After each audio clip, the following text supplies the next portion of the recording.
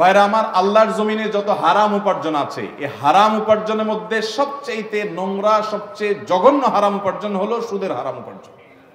সুদের কারবার করে সম্পদশালী হওয়ার চাইতে আপনি হালাল টাকায় অল্প উপার্জন করেন, ব্যবসা বাণিজ্য ছোট রাখেন, ইনশাআল্লাহ বিদিন আল্লাহ তাআলা বরকত দান করবেন।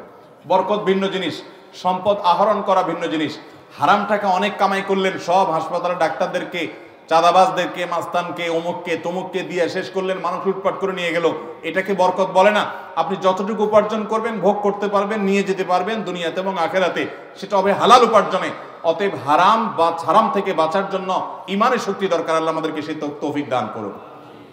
1 কেজি কুকুরের গোশত বা 1 কেজি শুকুরের গোশত আপনি হালাল টাকা দিয়ে কিনে আনলেন বাজার থেকে, যদি কোথাও বিক্রি হয়, আনার পর সেটা রান্না করে খেলেন, আপনার গুনাহ হবে, যেহেতু শুকুর এবং কুকুর হারাম করেছেন আল্লাহ তাআলা। কিন্তু এর কারণে যতটা গুনাহ হবে, আপনি সুদের কারবার করে যে উপার্জন করেছেন, ওই টাকা দিয়ে হালাল গরুর গোশত কিনে এনেছেন, গুনাহ তার চেয়ে বেশি হবে। কথা বুঝেন নাই? আল্লাহ রাব্বুল আলামিন এই সুদের কারবার থেকে আমাদেরকে বেঁচে থাকার তৌফিক দান করুন।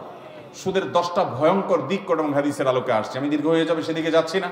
নবী করিম সাল্লাল্লাহু আলাইহি সাল্লামকে মেরাজে নিয়ে আল্লাহ তাআলা কয়েকটা অপরাধের শাস্তি দেখিয়েছেন। এর ভিতরে একটা হলো এই সুদের শাস্তি। এটার দামি শাস্তি, মক শাস্তি জাহান্নামে আল্লাহ তাআলা এটা নবী সাল্লাল্লাহু আলাইহি সাল্লামকে দেখিয়েছেন। আল্লাহ আমাদের ভাইদেরকে, আমাদের সমাজের সমস্ত মানুষদেরকে এই সুদের লোভ থেকে বেঁচে থাকার তৌফিক দান করুন। শয়তানি এই দুনিয়া দাঁড়িয়ে আছে গোটাটা সুদের উপরে। তাই বলে আমি ব্যক্তি ইচ্ছাকৃতভাবে সুদের কারবার করব না, সুদের কারবারে জড়াবো না।